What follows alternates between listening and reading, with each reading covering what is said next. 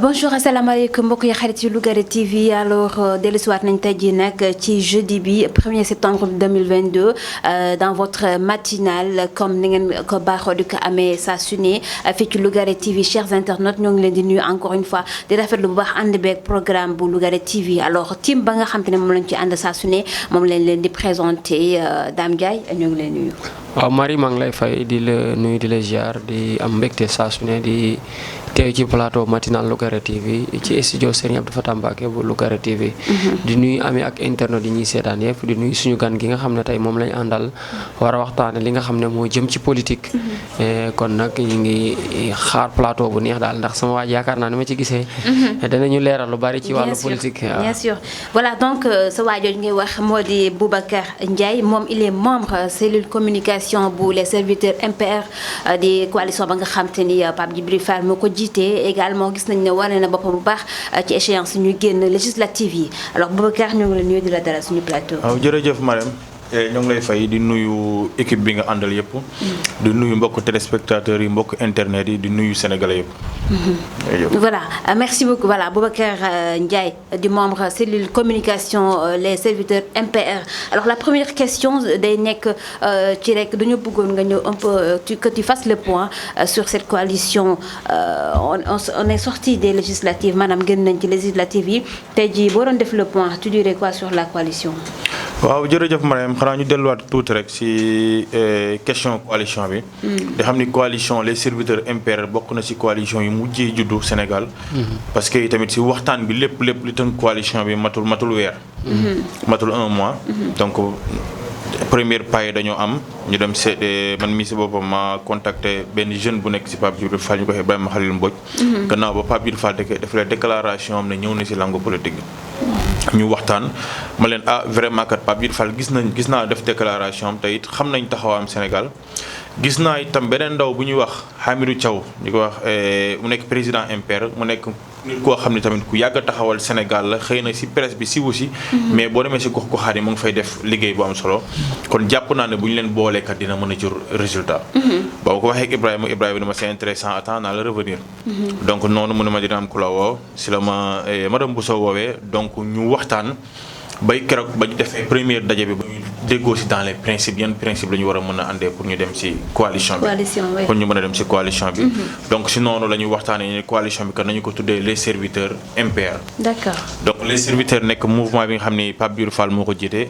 donc MPR nekk parti politique muy le seul parti politique boo xam ne moo nekk ci biir coalition bi te président Hamidou Thiaw jiite ko donc mu nekk loo xam ne tam ba ñu koy def dañoo jàpp ni Sénégal dafa soxla ay xar-xaram yu bees ci seen politique bi. Sénégal dafa soxla ay ndaw yoo xam ne dañ koy teewal ndaw yoo xam ni sans ñu fal leen wala ñàkk leen a fal ñoom ñoo ngi nekk dëkk di liggéeyal Sénégal ñooñu dañoo soxla tey ñu wan leen Sénégalais yi. donc yéene boobu la ñu amoon pour proposer Sénégalais yi leneen lu bees. donc yàlla dogal na dugg nañu ci élection yi. am na rëkk-rëkk yu bari yoo xam ne am na ci biir coalition bi. rëkk-rëkk yu bari am na ci biir coalition bi. donc mu nekk loo xam ne lu ñu ñaawlu woon parce que ba ñuy jóg di taxaw mu bëgg a proposer leneen Sénégalais yi dañoo bëggoon mu nekk loo xam ne day ratax ànd bu rafet parce que politicien bi faral di am gëmuñu ko. politique gu calcul gëmuñu ko. donc moo tax ñu ne loolu dañ ko fi jëlee indi ay ñin ñoo xam ni benn calcul la ñuy am mooy sénégalais ba lay toog ci biir comme naka la ñuy mën a def ba moom dund gi muy dund mën a gën a oyof si moom ba bu bëggee lekk am ko bu bëggee naan am ko bu bëggee. waaw justement ci rëq-rëq yi laa bëggoon nga ñëw comme on n'a pas assez de temps. rëq-rëq yi tey parce que am nañu rumeur ni voilà que ni comme quoi que ni coalition bi neexatul. bëggoon nañ nga ñëw un peu à l'origine lan moo ci nekk par exemple. donc coalition bi après les élections législatives. Sénégalais yëpp ëmpale ne génn nañ benn député muy le président muy Pape Djibril Fall. mais après les élections législatives dafa am yu bari yu xewoon ci biir coalition bi. maanaam coalition bi keroog ba nga xamee ne tabb nañ Pape Djibril Fall mooy principe bi ma la waxoon ba ñu dégloo ci principe yi Pape Djibril Fall xam ni mën nañoo indi 100 millions. mën nañoo indi plus de 30 000 parrainages donc mën nañoo joxe benn QG fii ci immeuble Ataya. ak équipement 10 ordinateurs donc loolu mooy principe yi ñoom yi ñu waxoon ñun ñu MPR ni leen mën nañoo joxe 65 millions mën nañoo joxe 9 voitures ak ay parrains muy ñu principe comme que loolu daje na nañu dem pour tête de liste bi amul problème. te loolu ku ci nekk respecté na ko ñaari camp yëpp. waaw foofu la problème bi ñëwee nag parce que tête de liste bi ñu ko waxtaanee le président Hamidou Thiaw mu ni man awma problème man en tout cas kii teewal Sénégal rek laa soxla. ku mën a dem Assemblée nationale na Sénégalais yi tax nga dem. rek nga dem kon bu dee Pape Djibril Fall amul problème. ñun noonu lañu ko defee tête de liste mais dañoo seetlu depuis ba ñu defee le dépôt des parrains. ba ñu demee déposé ko ba ñu validé ko comme tête de liste ñu xam ne Pape Djibril Fall liste bi c'est validé jàll na. boobu la Pape Djibril Fall lépp lu mu bépp engagement boo xam ne quand même jël nañu ko teniruñ ci benn ba fi may wax ak yow nii. ah bon boobu ba tey. ba amuñu benn buñ ci tenir benn ñaareel mooy depuis le 31 mai bañ ko validé moom si la jël yoonu boppam. mais attends parce que ñun lu ñu mën a comprendre ñun tam journaliste parce que jusqu'ici la coalition des serviteurs MPR la ñuy dégg. te boobu ba tey aussi Pape Djibril Fall la ñu gis moom moo nekk au devant de la scène. donc coalition bi amatul wax naa la ko Pape Djibril Fall tenirul ay paroles. d'accord teniru ko donc ba ñu loolu dem na defal campagne am boppam et puis ñëpp gis nañu tamit communication bi nga xam ni moom la doon doxee ci élection yi. ok donc it ñu dem ba xaar ko di ko woo téléphone di jéem a ubbi waxtaan man mii jéem naa ci def lu nekk pour ñu mën a toog def benn waxtaan ñu mën a avancer kenn ku nekk tenir say propos après ñu mën a avancer mais mënatuñ koo jot xaar leen moo ngi fii dina ñëw nekk ci yoonu boppam noonu ba élection jot donc kenn ku nekk baataral campagne sa bopp. donc foofu li ma fa bëgg a wax mooy Pape Djibril Fall gannaaw ba nga xam ne coalition bi tabbu na ko ak li ñëw lépp parce que boo xoolee wàllu parrainage 30 000 la waxoon 8 000 la ñu indi muy 8 000 la mujjee indi. MPR moo joxee 18 000 yi Khadim Sylla taxawu liggéey ak Diourbel d'abord ñoo joxee les 28 000 donc loolu mooy 54 000 yu ñu mujjee déposé kon moom lépp 8 000 dong la si joxe. donc ak loolu yëpp coalition bi def effort yooyu yëpp après Pape Djibril Fall dafa trahir la coalition. maintenant comment se fait-il que tey jii qu'il soit élu par exemple même bu fekkee moom ngeen joxoon tête de liste par exemple ngeen am un seul député donc malheureusement c'est moom kese moom war a nekk à l'Assemblée nationale tey jii naka ngeen mu ne parce que boobu ba tey dégguñu ñu ngeen def une sortie pour clamer ça ngeen bàyyi ba tey jii voilà di ko mën a jóg a non def nañ ci ay sorties yu bari le président Hamidou Thiaw lui-même def nañ ci ay sorties yu bari exposer situation bi Sénégalais yi parce que tamit ba ñu taxawee ñu ni kat coalition bi amatul parce que coalition yaakaar naa waxtaan moo si war a jiitu bu fekkee waxtaan amut avant les élections pendant les élections après les élections waxtaan amul coalition amul donc ba ñu demee gis Pape Djibril Fall dernier point de presse bi mu def taxaw ñu gis ni kat moo ngi jéem a mbubboo liggéey bi nga xam ne liggéey nañu ko taxaw si digg devant toute la presse di tudd MPR une façon koo xam daan kii dafa jàpp ni kat xëy na affaire mooy fa ñun boobu la ñu génn ñu leen kat coalition bi kat MPR xëy na mën nañu koo yeggal waaye MPR moom génn na ci coalition bi. d'accord donc nag mais ku ne génn nga ci dara dañ la laaj les raisons. bien sûr donc c'est boobu la ñuy soog a exposer les raisons mais ñun amuñu problème ak la personne de Pape Djibril Fall. la personne de Pape Djibril Fall intéressé wuñu. mais attends vous dites qu'il n'a pas tenu ses engagements. amul benn bu mu ci tenir. tenirul benn engagement ñu gis ni Pape Djibril Fall du nit koo xam ni. tey jii nii mën na ànd ak moom à l'avenir parce que nit lenn rek nga boo leen gisee lenn rek nga ko mën a jàppee mooy ci kàddoom. donc il ne tient pas sa promesse. non du tenir promesse am. amul benn promesse boo xam ne joxe nañu ko te tenir nañ ko pendant les élections après les élections amul benn buñ ci tenir. d'accord xam nga Marie man affaire yi daf ma xaw a jaaxal. man mi daf ma jaaxal ndax Pape Djibril Fall bu gars yi bu ñu diglooy discours am danaan Pape Djibril Fall nit ku dëgg la nit ku kii la wax dëgg yàlla am na image buñ ko jox kon man tey su ma déggatee ñi ànd ak moom ci liggéey bi ci terrain bi am seede bi ñu am ci moom kon daal nit mooy doy waar nit moo lëndëm ndax quoi qu'on puisse dire yaakaar naa Pape Djibril Fall seul mënutoon a porter combat bi réussir aussi il faudrait qu'on soit prudent parce que jusqu'ici on n'a pas encore la version de Pape Djibril Fall seulement il y a une version foofu laay waxee moom foofu laay waxee ma ne maanaam dañuy jàpp ne Pape Djibril Fall seul rek mënta woon porter combat bi dafa am nit ñu bokkaloon ñu nekk ci coalition di liggéey man yaakaar naa kon waroon nañu am tey benn entente bu am seen dur boo xam ne tey fii parti bi toll du fi du coow li toll du fi toll ndax man gis naa ay nit ñuy def ay sorties ñu bari du moom dong mi ci laa ko déggee ñu bari naan Pape Djibril Fall li mu waxtaan woon ak àndandoom ak i nawleem respecté wuñ ko dem na man maa ngi dégg ki joxe xaalis bi caution beeg yëpp déplacement yi frais yi ñi ko doon joxe ñëpp bari nañ ci ñu bari ñu néew ngay dégg ñu woote wax ne am nañ satisfaction bi ñu ànd ak Pape Djibril Fall kon jàpp naa ne am na problème bu Pape Djibril Fall doxalee ak ay àndandoom mais man li ma koy laaj rek question bi ma bëgg a ñëw man ban avenir la seen coalition am ndax d'après rumeur yi ma dégg yu bari yaakaar naa avenir u parti bi moom coalition laay wax sax yaakaar naa amatina avenir coalition bi existeetul ndax coalition bi li ma wax benn parti politique moo si nekkoon et que parti politique boobu moo dugaloon récépissé pour coalition ba muy MPR. MPR retiré na récépissé am. Ah d'accord. et que génnee na turam ci coalition bi ak logo am nee na bu leen ko kenn utiliser. parce que ba coalition bi li mu doon doxee logo bi. logo MPR la. MPR la. donc turam mu ngi woon ci biir coalition bi moom moo déposé woon récépissé am pour coalition bi exister. donc retiré nañ loolu yëpp coalition bi amatul. existé tout. waaw maintenant man li ma bëgg ñu leeralal ma mooy comme Pape Djibril Fall a été élu.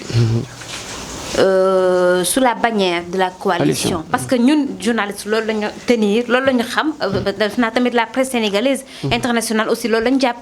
Il a été élu sous la bannière de la coalition. Tey bu demee Assemblée nationale, donc sous la bannière toujours de cette coalition-là, alors que vous dites que la coalition n'existe plus, est-ce que il serait légal, légitime? Légitime. Si, effectivement, loolu moo tax élection législative ay coalition rek ngay dégg. parce que bu fekkoon ci bannière parti politique la demee. boobaa kat mën nañ koo indil ay gàllankoor. fexe ba du légitime. mais puisque coalition la loolu mënuñu ci dara. donc mënuñu ci dara donc moom il est légitime. donc yoon bi ñëpp jaar député yëpp jaar pour ñu war leen ko élu moom foofu la ñu jaar. pour ñu fal ko. donc li ñuy ñaawlu rek mooy àndandoom yi mu si àndaloon doxalin bi mu doxalee. démarche bi seen biir. donc ñu ne loolu nañu ko leeral. parce que tamit question yi ci Pape Djibril Fall dafa bari. question yi bari na ñëpp dégg nañu ko.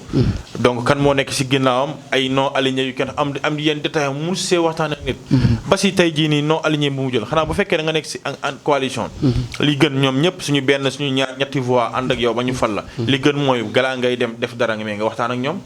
kon moom kon waxtaanul ak yéen. non waxtaanul ak ñun waxtaanu ci ak kenn. et que boo xoolee du man dong maa ko wax professeur Sansou wax na ko fan yii génn na. donc amul kenn koo xam ne tey jii waxtaan na si moom fa jël ay décisions personnelles dem toog et que ñun gëmuñu loolu. ñun wii wala non la ñu gëm. ñun ñaari yoon lañ jàpp ni moo fi am. parti au pouvoir moo fi nekk ak da nga dañoo xeex benn combat en dem tout au fond du Sénégal wax leen ñi kat ñun nous sommes dans l'opposition. créer ay concepts tout sauf le président Macky Sall. donc loolu yëpp ñu jàllale ko partout xeexee ko ba ñëw fi bu ñu ñëwee fii kon kat suñu taxawaay warul nekk ni kat ñun dañoo war a nekk ci digg bi faruñu fii faruñu fii dañ ni loolu yëfu naa fekk la. yëfu naa fekk la donc position yooyu Pape Djibril Fall jël engagé wul MPR moom personne loolu moom la engagé. ñun gëmuñu loolu. ñun li ñu gëm mooy le président Macky Sall en 2024 dafay war a jóge par A ou B loolu la ñu gëm et si loolu la ñu nekk. d'accord Dame Ndiaye xanaa dama laaj ko en fait lu jëm ci le parti boobu ngay wax nga xam ne moom moo joxe woon récépissé pour que ñu mën a. fay caution bi aussi. fay caution voilà là c'est votre. oui ça c'est vous qui le dites hein. moom moo fay caution bi. ñoo fay caution bi. ñoo fay joxe seen récépissé. ñoo joxe récépissé jox ko 18000 parrains. d'accord. et que joxe suñu logo tamit. ñu doon fa saisir les parrains. mais lui aussi il a son image ah Pape Djibril Fall ku ne xam na ne c'est vrai que en fait le parti MPR. xam nga Sénégal aussi peut-être que nit dina voter. parce qu'il connaît Pape Djibril Fall. xam nañu son éloquence ni mu mun a waxee ba tax mun a convaincre un peu son électorat là aussi moom peut-être que mooy atout bi nga xam ni majeur am na ko au sein de la coalition là aussi da ngeen ko koy nangul. non loolu bañaluñu ko. c'est-à-dire bañaluñu ko. te bien avant coalition bi di am man ku ma waxoon lii si Pape Djibril Fall du ma ko gëm. parce que xamee wu ma ko woon. donc dama ko doon gis muy toog. ci télé bi peut-être dafay éloge yoo xam kenn xamul fu mu jëm. donc ñu ñëpp sénégalais yi xamee ko lool. donc man avant coalition bi ku ma ko waxoon du ma ko gëm. mais nag tey da xam ne propos yi ma fiy tenir amul si dara loo xam ne tey jii nii ay dañ koo sos wala dañ koo fondé. ay fait la yoo xam ne c'est réel. donc ay principe yi ñu waxtaanoon teniruñ ko loolu la ñu fi génne ñu wax ko du si tontu. et que maa la ko wax fii. doo dégg Pape Djibril Fall mu tontu si. parce que su ma jumul fanee invité nañ ko fenn si place bi et que ñoo ngi koy poussé pour mu wax mais nangu see wax. parce que du si tontu amul dara lu ñu sos si image am ñun soxla wu ñu yàq image yu Pape Djibril Fall. dañoo jàppoon ni Pape Djibril Fall bokk na si ndaw yoo xam ne suba dignement dina laaj sénégalais yi seen carte. et que dignement buy wax sénégalais la muy wax si moom. bu ñu tourné ci ginnaawam loolu la ñuy fekk ci ginnaaw Pape Djibril Fall mais nag ay calcul politique yi nga xam ne moom la ñu xamee suñu anciens politiciens yi fi nekk mais wax di neex ñaata politiciens ko fi am mais fu ñu mujjee parce que ay calcul politique moo tax sénégalais yi jéppi et que ñun ci calcul politique yooyu la ñu commencé gis Pape Djibril Fall ñu ne lii dañ ko dénoncé waxu sénégalais yi après nag ñu dem toog ñu nekk suñu liggéey. Maintenant seen mouvement bi MPR tey jii voilà lan mooy seen avenir wala qu'est-ce que vous comptez faire ñu ngi jëm ci ay échéances lu ci mel ni HCCT lu ci mel ni présidentielle en 2024 tey jii lan nga ci nam ma amaat par exemple. waaw MPR parti politique la En Marche pour la Renaissance du Sénégal. mu nekk parti politique boo xam ne mën nañ ni si ñaari at si nañuy tàmbali suñuy activité. D'accord. lañ jot suñu récépissé tàmbali suñuy activité nekk di liggéey élection locale yi passé yàlla dogal na fay nañu caution pourtant le président du parti Hamidou Thiaw sa nekkul woon candidat fenn même un simple conseil nekk ko fenn. dafa ni lii nañu ko fay parce que ndaw yi nga xam ne tey jii bëgg nañu teewal Sénégal donc nañu leen may opportunité ñu teewal seen commune nañu leen may opportunité ñu teewal seen département. donc noonu la ko fayee donc loolu ñëw yi tamit si la taxoon rek mu gëm Pape Djibril Fall ba ne xaaral ma ànd ak moom. D'accord. donc si loolu la ñu nekk di si liggéey élection législative ñëw fekk ñu si. donc ñu ànd si liggéey si donc parti bi du taxaw. parti bi day continuer liggéeyam day continuer ay activité am. parce que tamit élection législative benn expérience bu ñu ci am la. et que wan nañ ni sénégalais yi ngay gis ci télé yi. donc ñuy toog di wax ak li nekk seen ginnaaw wuute na. donc loolu la ñu prouvé donc ñun dañuy nekk ci yoon continuer di liggéey. fexe ba sénégalais yu nekk ñu dajal leen ci benn cadre pour ñu mën a am tànneef ku baax. D'accord. et que ci loolu la ñu nekk di dem def ci 2 fois. tournée nationale di préparer 3e fois bi tournée nationale bu ko defee pour ñu dem waxtaan ak ñoom jéem a xam seen problème jéem ci proposer ay solutions. proposer ay solution ànd ak ñoom ba ñu am baat mun koo wax ci kaw bu ko ba fee ñu mën leen a saafaral problème ba parce que ñun dañoo gëm ni rek jigéen bi nekk palais ak jigéen ba nekk fële sa fëngalo mi ñoo yam yenn droit. Dame, tu as une autre question? waaw loolu wax dëgg yàlla leer na ndax moom li mu wax nii dañ koy mën lu ñu mën di ko rafetlu ndax boo xoolee suñu am politique yi à chaque fois li ma koy wax rek li ñuy wax bu ñu toogee ci plateau yi ak seen jëfin day doon lu wuute. mais attends loolu tam c'est la politique ah ñoom tam c'est des politiciens xam nga tey bëgguma comme le camp de Pape Djibril Fall n'est pas là moi je suis pas Pape Djibril Fall. xam nga loolu Marie xam nga loolu Marie man damay généraliser rek. nekkuma ci cadre Pape Djibril Fall xam nga bi mu waxee loolu. nee nga ko nag am na politiciens yi fi jiitu woon daan wax loolu. dégg nañ fi discours yu ne. gis nañ fi ñoom Mburoog Sow gis nañ ñu daan xas di tirer balu fetal tey waaw tey ña nga gaay ànd gaay di leen xalamal di leen taggal seeni maam kon loolu yàgg na fi mais comme que ñoom combat bi sénégalais di xeex mooy ñu am beneen type de sénégalais te Pape Djibril Fall foofu la ko gaay yi teg moo tax ma ne la comme amagul ñaari version yi mais fekkee ne li nit ñi di génne ak sortie yi nit ñi di def ndax gis nañ fi avant kii législative yi kii def na sortie am sotu sow Sidibé def na déclaration sànni xeer wax keneen ak keneen def na noonu kon nag boo àndee ak ay nit ñu wóolu la ba mu yàgg nit ñi génn di sànni xeer y'a problème kon war na leeral sénégalais yi lan moo leeral ce qui est derrière sortie yi nit ñi di def kon ñun foofu lañ koy xaar et que boo xoolee bi mooy 4e république bi si Amsatou Sow Sidibé nga ko defee Pape Thiam def na ko Pape Thiam Diourbel d'abord et que def na ko donc professeur Sanu moo la wax sànq def na ko Sanu si waaye seetaan naa ko donc muy 4 éléments yoo xam def na xam naa ne des na ñeneen dinañ ñëwaat donc li may wax ni ñun calcul politique boobu bu ñu si nekkoon du ñu am possibilité mën a am suñu parrainage du ñu am possibilité fay 15 millions caution am possibilité teg 65 millions ci table bi am possibilité def tournée Sénégal mais di jox keneen tête de liste mais coalition la natt la aussi ah natt la da ngeen teg ñoom tamit yeneen waaw mais non c'est-à-dire mooy li ma la expliqué xam nga natt la d'accord mais ñun natt bi première position bi dañ koy joxe te natt bi sotteegut parce que nekkuñu ci calcul politique en plus aussi j'ai eu écho ci législative yi voilà seen campagne yi ñoom nee nañ am nañ tous les problèmes du monde am na benn instant da ngeen doon dem ba seen oto yi daawul am gasoil en tout cas on a entendu la version bi nga xam ne Pape Djibril Fall wax na ko difficulté yi nga xam ne amoon ngeen ko yépp ci biir campagne bi dem ngeen au fin fond du Sénégal mais en tout cas moom la ci Sénégal yi gën a ràññee nii moom moo ci gën a donné wu en fond peut-être que Hamidou Dia c'est ça Thiaw voilà Hamidou Thiaw ba nga xam ne moom mooy la njiital parti bi di MPR moom génne na ci poche am def na tamit ci alalam mais tey ji boo gisee combat bi peut-être que man en tout cas li ma xalaat mooy li tax tey ji moom mu bëgg a mener le combat moom peut-être que dafay jàpp ni moom moo ci gën a donné wu à fond pour que mu mun a mériter un peu tey ji succès bi nga xam tey la coalition am na c'est-à-dire nekkul donné wu à fond dafa am lu ko jiitu tenul ser parole et que moo ko jiitu xam nga dafa am benn principe bu ñuy waxtaanoon ne lii la et que principe yooyu bu ñu ko kenn respecté bu ko ñëpp respecté risque dina am problème boobu loolu dëgg la aussi waaw mais naka nga mën a nekkee ci coalition ba muy wax lan la wax moom la wax ni moo am problème mais waxul ni coalition dafa am problème et pourquoi mu ne moom moo am problème te mu nekk ci coalition donc moom tam jàppoon nañu coalition bi existé tout non mais c'est-à-dire mooy li may si boobu moo ngi pleine campagne ci campagne la nekk ba mu ñëwee ba mu retourné déglu ngeen ay propos yéen ñëpp donc dafa ni moom dafa am problème mu campagne et puis il faut que mu gën a si parce que mooy tête de liste donc tête de liste ku ne xam na ne élection ni mu tënkoo Sénégal donc presse yëpp daanaka yow la ñuy topp mais attendez parce que tamit Yewwi Askan Wi Ousmane Sonko même bu fekkee voilà bokkul ci je peux dire ñi nga xam ne retenir na leen moom il a dirigé la coalition xam nga du rek tête de liste man ni ma jàppee ni du rek tête de liste moo war a mën a siw wala moo war a mën a gën a génne image am ci la presse man je trouve que ne peut-être que yéen tamit seen parti seen leader waroon na gën a wane boppam ci biir coalition parce que yow wax nga ko sànq ci entame bi nee nga Pape Djibril Fall ñu ci bëri ñu ngi posé question qui est derrière Pape Djibril Fall parce que bien sûr qu'on se pose la question fan la jëlee toute sa fortune voilà pour mun a de ku na xam ne ne politique ça coûte cher au Sénégal maintenant fan la jëlee assise financière boobu pour mun a bokk ci élection yi c'était l'occasion pour seen leader moom tamit wane boppam ci côté boobu. non c'est-à-dire assise financière man gisuma ko.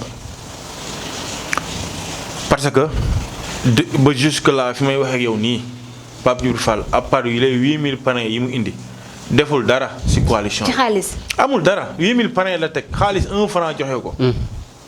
ba fi may wax ak yow nii 0 franc génnewu ko teg ko ci biir coalition bi. tegu ko musu ci def 1 franc. musu ci def 1 franc. d'accord même locaux li gën a ndaw mooy am naa QG ñëw leen ñu saisir foofu am naa 10 ordinateurs gisuñu QG ba tey fii la waxoon fii la ko muy immeuble Ataaya. donc fa la ko amoon gisuñu loolu ba ñu demee 2 jours topp leen ñun ñoo mujjee ñëw ubbi suñuy QG pour ñoom seen équipe ñëw ñu mën a saisir foofu. donc noonu la ñu mujjee def beneen bis topp mooy da nga fi da nga jël exemple sàng si Sonko d'accord Sonko nekkul woon tête de liste programme woon nañu ko pour mu nekk tête de liste mujj koo nekk. finalement mujj koo nekk mais nag moo diriger campagne bi. waaw mais roccil Sonko saa yi si Yewwi Askan bi. dindil ma Sonko yow si Yewwi Askan bi. waaw dafa mel ni rek nga dindi Pape Djibril Fall ci coalition. non mais ça attendez samedi loolu foog ñu nangu ko. parce que yéen coalition MPR les serviteurs je te dis encore une fois. parce que ñun ñooy nekk sur le terrain non existence coalition bi c'est-à-dire li ma la bëgg expliquer foofu mooy existence coalition Yewwi Askan bi. déggu leen ñu kaas des propos non tenus. loolu amuñu ko je vous le kon coalition bi seen i principe respecté nañ ko déggoo nañu si loolu donc foofu féere na bor donc sans Sonko toogoon këram croiser les bras ni man mii kat def baaturuma campagne Yewwi Askan bi day battre campagne parce que seen i principe ñëpp respecté nañu ko.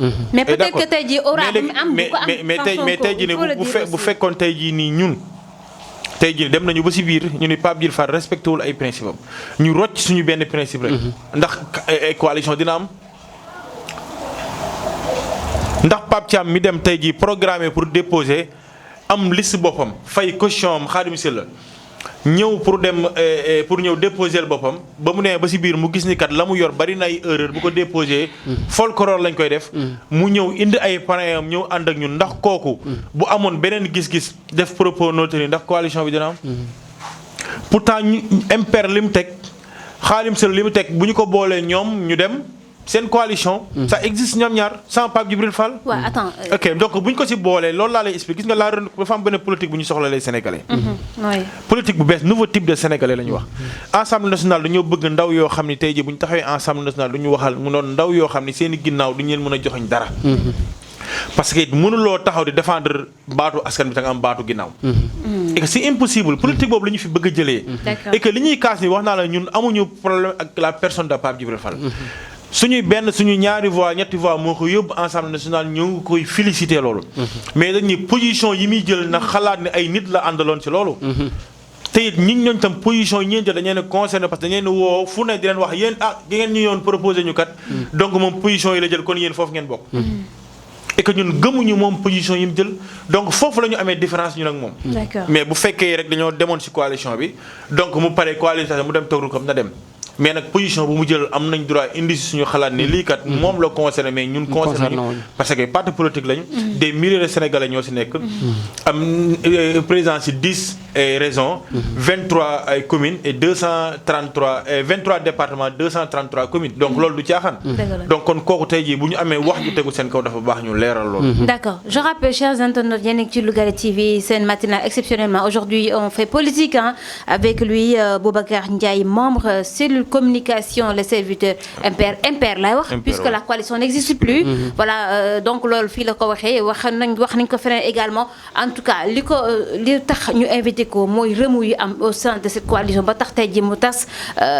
bëri na sorties yi nga xam te ne ñun ñi ngi koy def di ngàññi kii Pape Djibril Fall nee nañ pour ces promesses non tenues je rappelle bien ñoom ñoo ko wax voilà donc on essaiera ñun tamit de notre côté d'avoir la version de Pape Djibril Fall parce que ñun tam ci équilibre la ñuy dox alors daal pratiquement suñuy minute jeex na donc yan question nga amaat looy posé bu waaw xanaa comme ñoom ci politique lañ nekk rek ñu laaj ko assemblée coole groupe parlementaire yu bari yi fa am gars yi nee na assemblée léegi tong-tong lañ ko bëgg a def kenn ku ne ngi laaj wàllam ci nag bi loolu mu doon coow lu bett Sénégalais yi tey it xaaroon nañ ko fu ne ba mu des dans l'opposition surtout opposition bu bees bi nga xam ne tey jii donc moo ñëw Sénégalais yi proposer Sénégalais yi benn programme bu bees benn plan bu bees woo ñu ne benn équipe lañ donc di fàttali Sénégalais yi tuuti rek di leen wax ni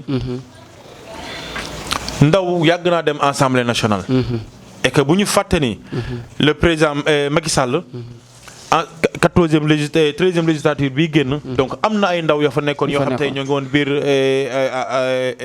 Benno Bokk Yaakaar nekk Assemblée nationale mën nañ ci citer ku mel ni Abdou Mbow ak ñeneen kon donc ndaw yàgg na fa taxaw mais est-ce que cette jeunesse pourrie boobu la ñu soxla est-ce que ndaw yooyu nga xam ne tey jii xamuñu fan la ñu war a teg seen tànk ndaw yoo xam ne ay màgget yu dem ba nga xam ne dugg nañ seen retraité ñooy jël seen vision di ko détourner ci benn côté dinaa ne fii ngeen di xool est-ce que ndaw yooyu la Assemblée nationale soxlawuñu ndaw yooyu moo tax tey ba ñu gisee yeneen ndaw ñu ni kat ndaw yi kat nañu leen proposé fexe ba ndaw yi bari gën a taxaw Assemblée nationale am fa taxawaay donc bu ñu ñëwee ñu gis ci tey jii liste yi bi nga xam ne dem na muy ci wàllu ak ci li nga xam ne mooy yeewi buñ ko xoolee bari na ay jeunes yoo xam tey jii ñoo ngi Assemblée nationale yow yaakaar nga ni 6 groupes parlementaires mën na am biir Assemblée non loolu man yaakaaruma ko et puis su amee tamit yàpp Sénégalais yi laa ko jàppee parce que Sénégalais yi dañ leen proposé ñaari liste 8 coalition moo amoon si 8 coalition yi ñaari liste ñoo si gën a dem muy wàllu ak yeewi askan bi ñi si des dañu am benn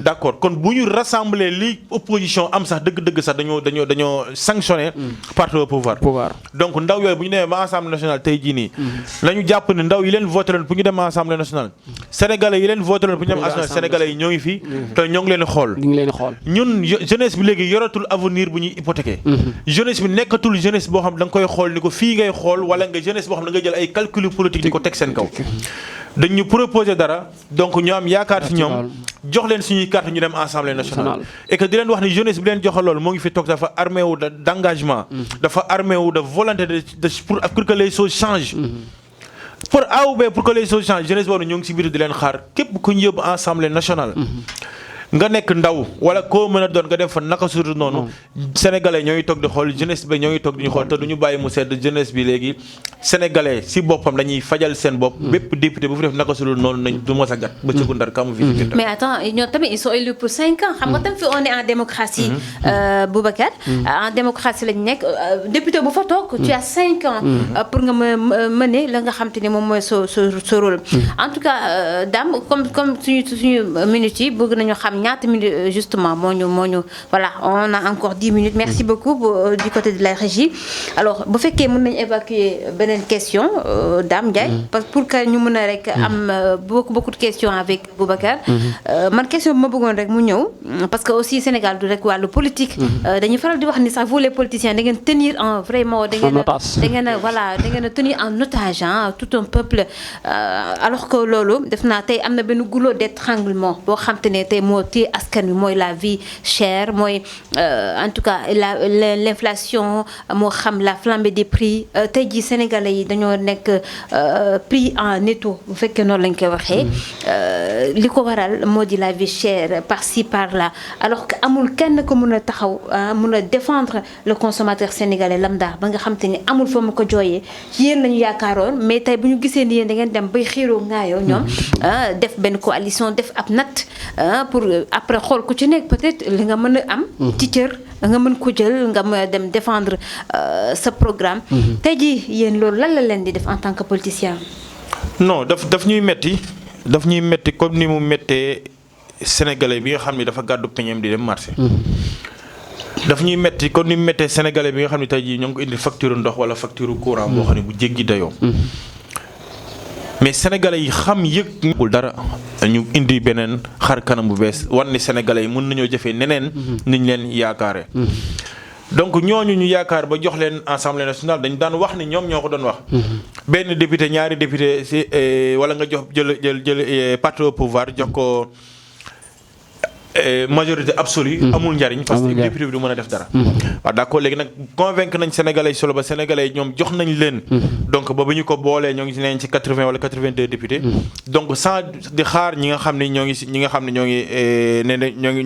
diggante bi di déglu député yi donc ñoo ngi leen di déglu solo di xam ne kon léegi changement war na mën a am et que bu fekkee politique rek moo ñu ñor changement du am mooy li ñu commencé gis pàccoo beeg calcul politique yeeg may nekk président assemblée nationale du ma ko nekk ak du ma ko nekk loolu bu fekkee si loolu la ñu continuer bu ñu xaar changement et que bu fekkee changement war na am dañuy gersu sénégalais yi ñu bind ay loi dafay amendement fexe ba sénégalais yi dund gi mën a oyof seen ko foofu la ñuy xaar député yi ñun président assemblée nationale lijjanti wuñu ko amuñu problème ak président assemblée nationale ñaata président assemblée nationale ñoo fi jaar ban njariñ la ñu amal léegi boo ñu indee beneen président assemblée titre la nañu ko jël li ñu soxla mooy un député boo xam ni da ngay sol mbubbu sénégalais yi sol daalu sénégalais yi taxaw di organiser wu proposer ay loi pour sénégalais bi nga xam ne tey jii nii moo ngi toog ndax dund gi seet nañu fexe ba moom fii ak at wala lu koy yées mu am gis OFTF boo xam ne kat moom carte boobu mu joxe woon kat jariñ na ko dara foofu la ñuy xaar l'opposition li xew métti nañu trop dans l'opposition neexuñu parce que politique autrement la ñu wax beneen façon politique la ñu wax politique bi ñuy woote mooy kenn rek a moo ci gis boppam mooy sénégalais bi toog këram moo war a gis boppam sénégalais bi war a dem jug dem nawet bi ñëw sénégalais bi ñu fexe ba sénégalais boobu kat ndox mi bañ ko mën a yàqalati lu bari donc ñun ci politique boobu la ñu woote et ci politique boobu la ñuy xaar député yi ci politique boobu la ñuy xaar opposition bi parce que it li fi nekk moom dootuñu ko waxati parce que li fi nekk moom li may wax rek mango gu nëb la moom da nga koy jàpp rek kaji sànni ñoom loolu la ñu soxla xaar loolu la ñuy xaar gunge leen ba 2024 parce que loolu la ñu leen faloon ñu respecté ko bu ñu paree nag ñu xool lu ñu leen buubee rek sànni leen ñoom ñëpp ko Dame waaw Marie dund bu cher bi moom ñëpp a koy naqaru damaa jàpp ne moom li gars yi wax rek gars yi dañoo fàtte askan wi ndax débat politique rek la ñuy wax doo dégg kenn mu toog ci plateau xool nañuy fexe ba dund bi wàññeeku xool nañuy fexe ba njàng mi jaar yoon xool na leen xool ba élevage bi jaar yoon ak santé bi ndax chaque jour ngay dégg waaw structure sanitaire yi équipement bu baax sax du fa am personnel bi conditions yi leen teg baaxul boo boolee yëpp rek da ngay xam ne politiciens yi seen bopp moo leen ñor te dama jàpp ne boo ñëwee ci askan wi dagaan seen baat wax fa say kaddu yooyu war nga ko mën a tenir fexe ba askan wi nga wax ne boo leen ma falee ma changer seen i conditions de vie yow boo toogee léegi njëkk a doon sa priorité nga tenir promesse yooyu mais malheureusement non ndax gis nañ promesse yi ñu fi teniroon opposition bi li ñu wax gars yi dem nañ ba am benn gis-gis bi ñu gis ci pouvoir bi dem ba am na ñoo xam ne doyal nañ ci pouvoir bi ba wan leen ginnaaw opposition yi am na ñoo xam ne ñëw proposé leen wax leen i kàddu bañ am ci ñoom yaakaar kon nag ngal la bu yaakaar boobu Sénégal yi am ci ñoom bu bañ a tas mais nag ñi ngi gis ne mi ngi am yi commencé dañ ndànk-ndànk ndax boo xoolee boo jëlee ñi nga xam ne ñooy yeewi pratiquement waa Pastef dañ doon wax ci wàllu cumul de mandat ba léegi nangu ñu ci prononcé wu askan ñu ngi leen di xaar ci loolu ñi ngi demaat Assemblée nationale dañoo booloo woon fa lu ñu woon Pastef dong de falu ñu woon PUR dong de falu ñu woon grand parti Yewwi lañu faloon. kon nag tey bu ñu demee ba assemblée nationale Pastef bëgg a ber yoonu boppam PUR bëgg a ber yoonu boppam grand parti bëgg a ber yoonu boppam kon day mel dañuy trahir sénégalais yi leen faloon ci coalition Yewwi Askan Wi. kon nañu boole ñu doon seen bopp ñu xool intérêt sénégalais yi te bañ a xool intérêt personnel. mais assemblée aussi jeu politique moo fa am. mais Marie jeu politique boobu nag la askan wi doyal jeu politique boobu la askan wi doyal. xam nga ça c'est le système politique sénégalais moo tëddee noonu. système politique sénégalais peut-être que bu ñu doon changer peut-être que je sais pas si Boubacar dina am le même avis mais le système politique sénégalais moo tëddee nu ni mel je sais pas si le bon système ou pas mais bon. en tout cas sénégalais yi nawloowuñu ni politique sénégalaise du doxee. vraiment vous êtes politicien xam nga ko am nga écho bi parce que tey jii Sénégal boo tuddee politicien ñu ne non moi je fais plus de la politique parce que daam la preuve nga baal ma rek bu ñu gisee taux d'abstention bi amoon lors des dernières législatives xam nañ ni Sénégalais bëggatuñu la politique te yéen aussi xam ngeen loolu donc il faudrait que yéen tam de votre côté non Sénégalais yi bañuñu politique c'est ça Sénégalais yi façon politique bi ñuy defee politique Sénégal lañu bañ. c'est le système donc nag loolu boo ko xoolee problème mu nit la. problème d'homme la ñu am. parce que politique du dara lu dul kaddu. politique du dara lu dul engagement. et que du dara lu dul vision. et que loolu yëpp boo ko tënkee benn résultat la war a am mooy sama askan. et que loolu mooy politique. la politique est noble. da nga ko def pour dimbali askan bi pour servir askan bi.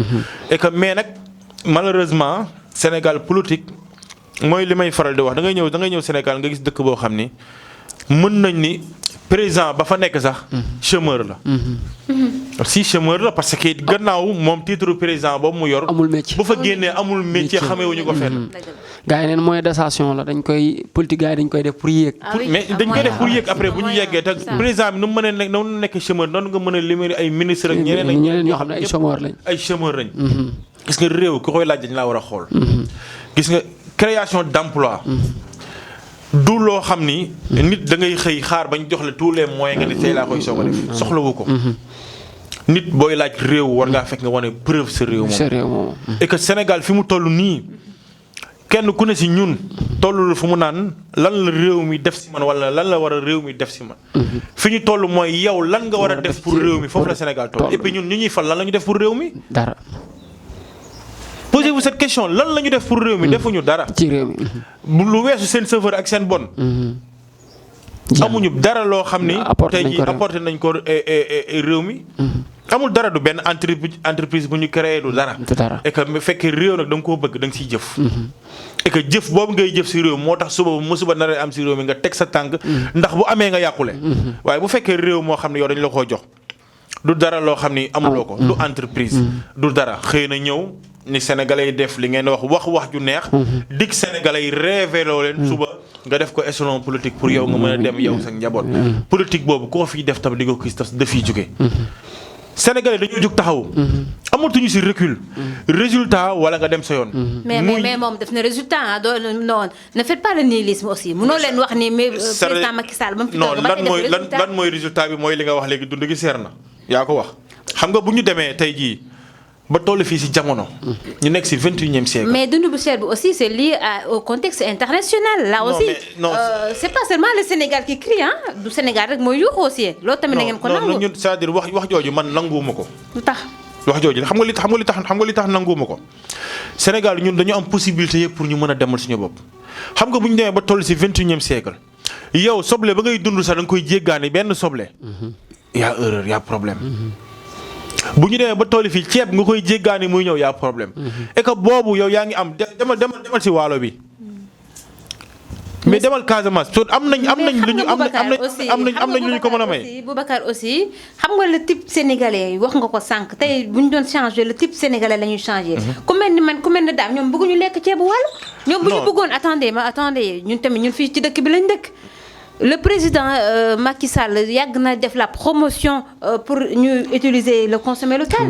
mais tey jii ban Sénégal nga gis mu xëy di bëgg a consommer ce qui est produit localement ici amul. Sénégalais yi ñoo ngi consommer produit local. comment ça. ñoo ngi koy jël si. mais attends comment ça aussi. c'est-à-dire si tous les fànn demal si marché bi sénégalais yi ñooy consommer produit local. sénégalais yi fi ñu toll nii li nga sol nii jugewul fii. non non mais attendez xam nga il faut tamit pas qu'on se voile la face. nit ñi tamit qu'on soit nañu nekk devant les faits monsieur Boubacar. xam nga tey ji ñun waruñoo nax askan wi. c'est nous dans nous ñu ku ci ne xamante nañ suñu biir. yow mii tey jii dem jëli benn costume africain boo xam ne tailleur lambda moo ko ñëw fi un sénégalais peut-être je sais pas ndax moo la gën a nga dem sol benn jasner boo xam ne Suisse lañ ko jëndee nañ leen waxante dëgg aussi. non mais non ça. oui allez-y. waaw allez-y. non c'est-à-dire xam nga loolu leneen la. loolu leneen la man li ma sol nii tailleur yi nekk Sénégal ñoo ko ñëw. et que man bañ naa ko bon bëgguma sax débat yi personnalisé. parce que xam naa ni sénégalais yu bari noonu la ñuy def dañuy dem ba si tailleur ni ko wutal ma si ñawal ma. nga jox ko mu indil la nga sol. et que sénégalais yi ñoo ngi consommer local. mais sénégalais yi bu ñu consommé wul bu ñu prix local soble bi c'est combien. mais ñoom importe bi moo leen gën a. ah non c'est man ñoo ngi koy consommer mais problème bi mooy da nga mënul différencier li ñuy def si dëkk bi. nga xam ni amul benn impôt wala boog impôt bu néew nga si teg. moom day méngoog prix boo xam ne impôt bu bari nga si teg mu jóge bitim réew. mais état yow mën nga xëy ne importé la dugg yow mën nga ko. kan moo ko mën. état moo ko mën. waaw mais bu fekkee état bëgg na sañu consommer local bi kon xam na ni fu muy jaar pour ñu def ko. moom moo koy bàyyi mu dugg parce que am na ay intérêt yoo xam ni si dugg googu muy dugg da si am ay intérêt. lu mel ne ay taxes yeneen mu siy teg. donc loolu moo tax mais sénégalais ñoo ngi consommer local bu ñu nee ba toll fii sénégalais yi di jéggaani dund yaa problème mooy nañu jàpp ni bépp politique bu ñu def. mu jëm ci wàllum dund depuis Abdou Diouf ba fii baaxut depuis Senghor ba fii baaxut. d'accord merci beaucoup Boubacar Dame voilà c'est la fin le dernier mot. waaw xam loolu moom dañu wax ne damay jàpp ne Sénégal war na dépasser foofu chaque année nga dégg ñu autosuffisance alimentaire yooyu yëpp nga di ko dégg ñu ko di wax mais ñu fexe ba maanaam am suñu souveraineté alimentaire tant que amuñu ko moom inflation yeeg prix cher yi mënuñ see mucc. loolu moom il faut qu'on soit vrai bañ a naxante. xam ne loolu mooy la am ndax àddina dafa toll foo xam ne boo dépendre rek moom da nga souffrir. te nañ xaar nag lu gën a metti. bu ñu waajalu suñu bopp yeneen crise yu gën a difficile mi ngi ñëw. ndax àddina moo toll foofu ndax dañoo nekk ci guerre économique. ba tax ne kenn ku ne nooy takke sa biiru morom ngay xool. ndax ceeb bi yaa ngi dégg Inde na day wàññi les exportations de riz. Thaïlande ak Corée ñi ngi wax naan ils vont se coopérer pour ñu rehausser prix du riz. loolu lépp nag ñooñu nag boo dépendre ci ñoom. bu ñu yokkee forcément sa prix day yokk. mais dañoo war a fexe ba li ñuy wax mbayu ceebu waalo bi ceebu Casamance bi ñu di ko dundee. xam nga parfois non mais xam parfois dañ leen ko imposer xam nga mari xam na loo xam ne par exemple li damay rejoindre ci Boubacar am na loo xam ne état moo koy def par exemple tey dafay am na loo xam ne daf koy imposer par exemple day fexe ba ceebu waalo bi gën a accessible ceeb bi jógee bitim réew par exemple ci différents prix bi par exemple mën na teg ci taxe yoo xam ne tey ceeb bi jógee bitim réew bu ceebu waalo bi di jar 300 moom muy jar 700 wala muy jar 800 boobaa dinañ obligé sénégalais ñu consommer local te nit ñi tamit parfois neexuñoo dimbale comme li nga wax tamit da nga naan soble mbay bi baaxul wala soble ceebu waale bi baaxul du ma ko lekk damay jëm bitim réew mais am na conditions yoo xam ne bu ko état mettre en place boobaa question de choix lay doon ki nga xam ne dooleem toll na mu jënd ceebu bitim réew bi dina ko jënd waaye ki nga xam ne amul moyen dina permettre mu jënd ceebu waale bi kon yooyu ay politique la yoo xam ne gouvernement mën nañu ko mettre en place même dañ parfois dañu am loo xam ne dañu am quota d'importation par exemple mën na ne période de sangam à période de sangam quantité riz bi la ñu may mu dugg Sénégal pour que mën a ñu bàyyi ñu mën a écouler produit national bi pour mu mën a jeex loolu lépp ay politique la yoo xam ne état mën na ko mettre en place pour permettre ñu mën a consommer local te au fur et à mesure ñuy dem Sénégalais yi dinañ dem ba gëm ne li ñuy defar biir réew mi baax na ñu koy consommer. D'accord, voilà, merci beaucoup Dame, merci également à vous monsieur Boubacar Ndiaye. Je rappelle que membre du cellule de communication MPR waxatuma les serviteurs parce que puisque la coalition n'existe plus moom moo ko wax donc coalition bi amatul en tout cas ñun de notre côté on fera tout pour am la version de Pape Djibril Fall et son camp parce que aussi on est dans le journalisme on essaie de faire en tout cas le juste milieu, les deux versions pour que ñu jox askan bi. Voilà, c'était là donc pour l'essentiel de la matinale de ce matin. Il était l'invité de la matinale, Boubacar Ndiaye. Du coup, jaajëfal bu baax ci disponibilité bi. Di jaajëfal également Jules Khariba, voilà l'homme de l'autre coin. Également di jaajëfal Dame Ndiaye, bien sûr la team, di jaajëfal les deux caméramans Pape Sarr et Lay Sow. Di leen jox dig daje demain inchallah. Allez, bye, merci.